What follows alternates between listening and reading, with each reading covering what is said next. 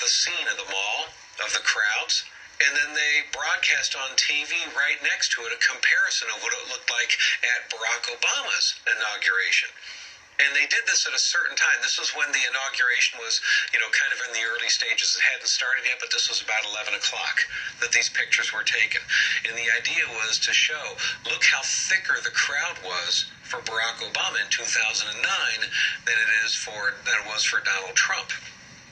Now, a couple things there that I have to mention. Number one, it did take longer, and the lines were a lot longer for Donald Trump supporters to get into the inauguration. In other words, you know how you go to church, and at church, it's like, hey, church service starts at 9 o'clock. When church service starts, how many people are in the congregation? And then see how many people are in the congregation at 9:30. It's full at 9:30, but there was just a smattering of people in there at 9, right? Even though church service started. That's kind of how it works with the inauguration, at least in this year's inauguration, because it took so long for people to get in. You know why? Because the security was so much higher because of all those liberal protesters out there. Because of all the anger and the trying to block the roads and everything else, it was difficult for people to get in. So the security was much, much higher to get people in. When Barack Obama was president, was inaugurated, you didn't have that level of security because you didn't have a bunch of conservatives out there threatening people's lives. So you didn't need the police out there in riot gear and everything else. So, yes, it took longer for the crowds to come in. But then secondly, I have no problem acknowledging, if you asked me, when you hit the peak level of people at Barack Obama's inauguration or at Donald Trump's inauguration, which one had the most feet on the ground there locally? Well, logic tells me it was probably Barack Obama's. That would make sense for a couple of different reasons. One, there is an historic nature to the fact that it's the first black president, and you've got to imagine that that's going to create an incentive for way, way more people, especially liberal African Americans, to make the trip to Washington than they normally would for anybody else. Bill Clinton, Hillary Clinton, anybody else. And I get that. I understand that. But then secondly, Washington, D.C., and the surrounding suburbs are overwhelmingly liberal Democrat. So you're going to get, by mere default, a huge chunk of people that are locally that are going to go there. So anytime you have a Democrat that's inaugurated, you've got a built-in audience. Half your audience is built in right there because they're local. Whereas if you have a Republican president, most of the people that come to Washington, D.C. have to travel from other parts of the country. So things like this factor in. But what the press did was the press tried to turn this into, look how unpopular Donald Trump is. Look how much more popular Barack Obama was than Donald Trump was at his inaugural. That's what they tried to create.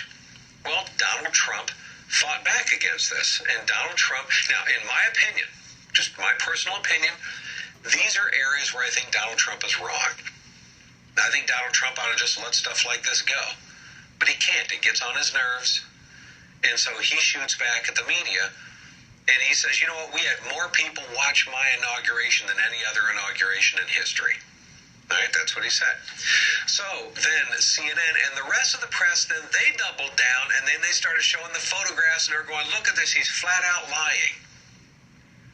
Well, then Sean Spicer, the press secretary for Trump, he says, look, when we're talking about the most watched inauguration, that's not just talking about the physical bodies that are there. When you factor in YouTube and live streaming and how many people watch it online and everything else, then it was the most watched. It would be more watched. But in all fairness, that's because we have way more people that's able to watch online now than even it was 8 years ago. So it's not like Donald Trump was, quote, lying when he said that. He just didn't give full information and say, well, I'm not talking about just feet on the ground. I'm talking about everybody watching it. Okay, fine. But in my opinion, this is getting into petty stuff with the media, and Trump should let stuff like that go. But then here's what happened. You have Kellyanne Conway, Trump's senior advisor, who's doing an interview, and she's being asked about this. And she says, look, she's criticizing the media. And she says, well, the media puts out their facts as far as their numbers, okay, but we're going to put out alternate facts.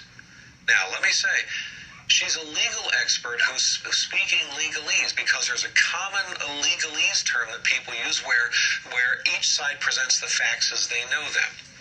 And so here's the facts presented from the defense, here's the facts presented from the prosecution, and so you get the facts. You have basically alternate facts that are being presented. But the media seized on that phrase to try to define alternate facts as synonymous with lies. In other words, here's the facts, but then we're going to give you some lies that contradict the facts, and we're going to call them alternate facts. That's not what she was referring to. Folks, I do that on this show all the time. Creation scientists will say, here's the facts. But then I come along and say, hey, guess what, folks? Here's some alternate facts. Alternate facts don't mean that they're lies. Alternate facts mean here's some other facts that you're not being told. But this is what it's been turned into in the press, that Kellyanne Conway flat out admitted that the Trump organization and the Trump administration is giving out false information. They're giving out lies. They're contradicting the facts with lies, but they're merely calling them, quote, alternative facts. And alternative facts somehow means lies.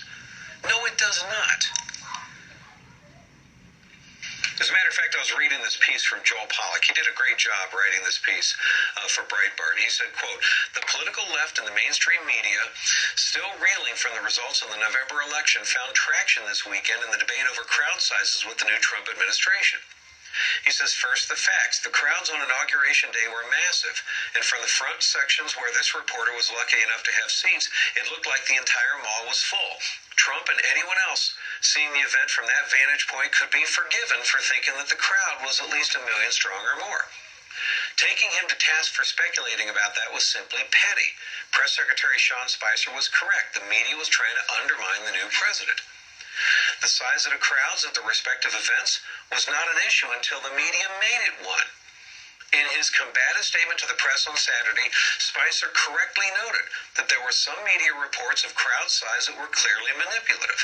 The presence of additional security, again required because of left-wing threats, did slow the entry onto the Capitol lawn in the mall. Most of Trump's fans were probably happy to see Spicer take the media to task, especially over the false report that President Trump supposedly removed a bust of Dr. Martin Luther King Jr. from the Oval Office. This bogus story was classic fake news. So naturally, media critics focused on the more dubious claim that Trump's crowds had rivaled Obama's. To make this case, Sean Spicer presented what Trump advisor Kellyanne Conway later called, quote, alternative facts. A harmless and accurate term in a legal setting where each side of a dispute will lay out its own version of the facts for the court to decide. However, the term quickly became a left-wing meme as a euphemism for lying.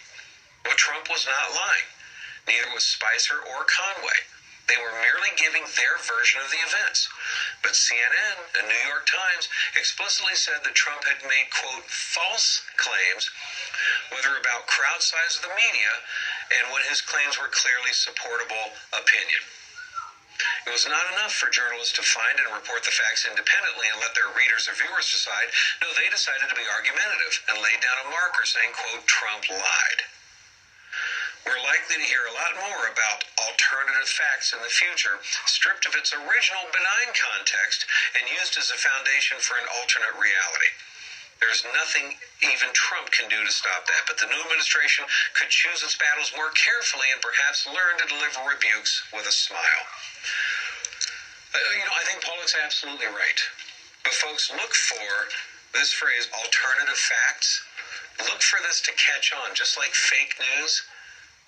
Alternative facts is going to get caught on, is going to catch on, and the mainstream media is going to do this. This is going to be what they use to attack Donald Trump.